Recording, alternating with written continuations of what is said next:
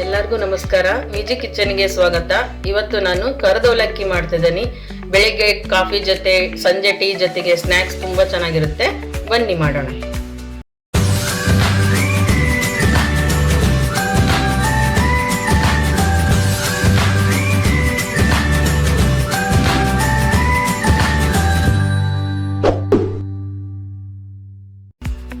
ಮೊದಲಿಗೆ ಒಂದು ಬಾಣಲೆಯಲ್ಲಿ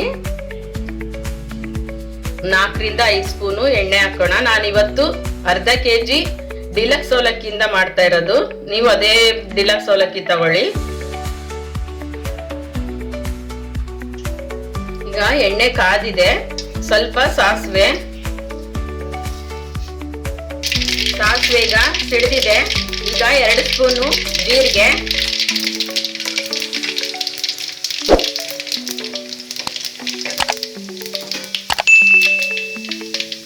ಒಂದು ಕಪ್ಪಷ್ಟು ಬೆಳ್ಳುಳ್ಳಿ, ಹಾಗೇನೆ ಒಣಮೆಣಸಿನಕಾಯಿ ಒಂದು 8 ರಿಂದ 10,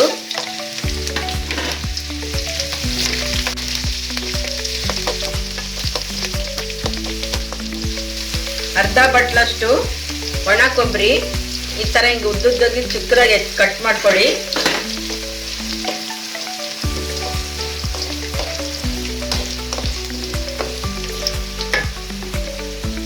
ಈಗ 1 ಬೌಲ್ ಅಷ್ಟು ಶೇಂಗಾ, 1 ಕಪ್ಪು ಕಡ್ಲಿ ಎಲ್ಲ ಚೆನ್ನಾಗಿ ಫ್ರೈ ಮಾಡೋಣ. ತುಂಬಾ ಒಣ ಕೊಬ್ಬರಿ ಎಲ್ಲ ಕಪ್ಪಾಗೋವರೆಗೂ ಮಾಡಬೇಡಿ. ಚೆನ್ನಾಗಿ ಫ್ರೈ ಮಾಡಿ, ಸ್ವಲ್ಪ ಬ್ರೌನ್ ಕಲರ್ ಬರೋವರೆಗೂ.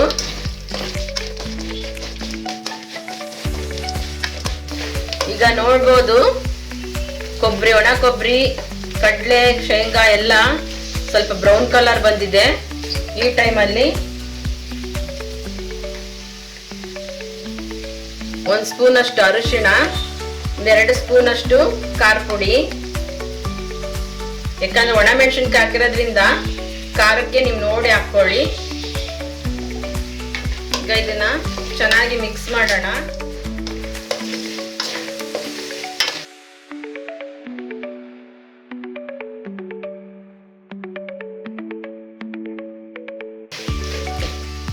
ಇದು ಕರದವಲಕ್ಕಿ ಅಂತೂ ಸಂಜೆ ಟೈಮಲ್ಲಿ ಟೀ ಜೊತೆಗೆ ತುಂಬಾನೇ ಚೆನ್ನಾಗಿರುತ್ತೆ, ತಿನ್ಬೋದು. ಮಕ್ಕಳಿಗೆ, ದೊಡ್ಡವರು ಎಲ್ಲ ಕೂಡ, ನೀವೆಲ್ಲರ ಹೊರಗಡೆಗೆ ಹೋದಾಗ ಕೂಡ ಇದನ್ನ ಮಾಡ್ಕೊಂಡು ತಗೊಂಡು ಹೋಗ್ಬೋದು. ತುಂಬಾನೇ ಟೇಸ್ಟಿಯಾಗಿರುತ್ತೆ. ಆಮೇಲೆ ಇದನ್ನ 1 ತಿಂಗಳವರೆಗೂ ನೀವು ಸ್ಟೋರೇಜ್ ಮಾಡಿ ಇಟ್ಕೋಬಹುದು, ಏನು ಕೆಡೋದಿಲ್ಲ. ಏರ್ ಟೈಟ್ ಕಂಟೈನರ್ ಡಬ್ಬಿಯಲ್ಲಿ ಹಾಕಿ ಇಟ್ಕೊಂಡ್ಬಿಟ್ರೆ ಅದೇ ಕ್ರಿಸ್ಪಿ, ಅದೇ ಚೆನ್ನಾಗಿರುತ್ತೆ, ಏನೂ ಆಗೋದಿಲ್ಲ. ನೀವು ಮನೆಯಲ್ಲಿ ಟ್ರೈ ಮಾಡಿ ಹೇಗಿತ್ತು ಅಂತ ನನಗೆ ಕಮೆಂಟ್ ಹಾಕಿ. ಈಗ ಅಷ್ಟು ಆಗಿದೆ, ಎಲ್ಲ ಚೆನ್ನಾಗಿ ಫ್ರೈ ಆಗಿದೆ.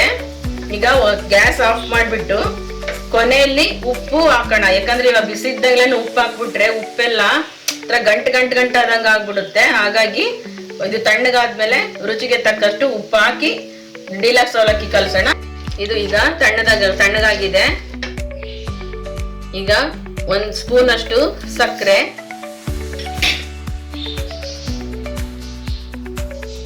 ರುಚಿಗೆ ತಕ್ಕಷ್ಟು ಉಪ್ಪು,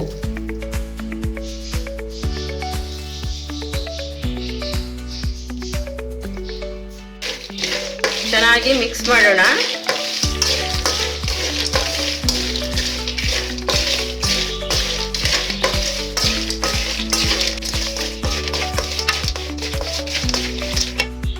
ಇದೀಗ ಆಗಿದೆ. ಇದಕ್ಕೆ ಅವಲಕ್ಕಿನ ಹಾಕೋಣ. ಈಗ ಡಿಲಕ್ಸ್ ಅವಲಕ್ಕಿ ಹಾಕೋಣ.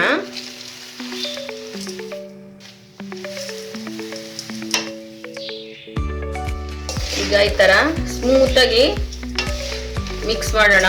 ಯಾಕಂದ್ರೆ ಬೇರೆ ಇದರಿಂದ ಚೆನ್ನಾಗಿ ಬೇಗ ಇದು ಮಾಡಿಬಿಟ್ರೆ ಅದು ಅವಲಕ್ಕಿ ತೆಳುವಾಗಿರುತ್ತೆ, ಎಲ್ಲ ಪುಡಿ ಆಗ್ಬಿಡುತ್ತೆ. ಹಾಗಾಗಿ ಈ ತರ ಮಿಕ್ಸ್ ಮಾಡಿ. ನೀವು ಇದು ಡಿಲಕ್ಸ್ ಅವಲಕ್ಕಿಯಿಂದ ಮಾಡ್ಬೋದು, ಇಲ್ಲ ಇನ್ನೊಂದು ಲೈಲಾನ್ ಅವಲಕ್ಕಿ ಅಂತ ಬರುತ್ತೆ, ಅದರಲ್ಲಿ ಕೂಡ ಮಾಡ್ಬೋದು. ಇದಕ್ಕಿಂತ ತೆಳುವಾಗಿರುತ್ತೆ ಅದು ಲೈಲಾನ್ ಅವಲಕ್ಕಿ, ಅದರಿಂದನೂ ತುಂಬಾನೇ ಟೇಸ್ಟಿಯಾಗಿ ಆಗುತ್ತೆ. ನೀವು ಅದರಿಂದನೂ ಮಾಡ್ಬೋದು.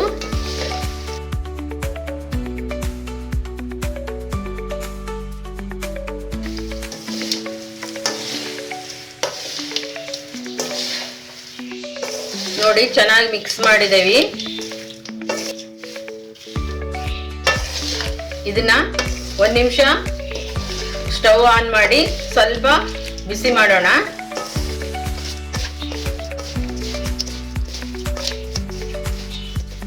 ತುಂಬಾನೇ ಟೇಸ್ಟಿ ಆಗಿರುತ್ತೆ. ಒಮ್ಮೆ ಮನೆಯಲ್ಲಿ ಟ್ರೈ ಮಾಡಿ.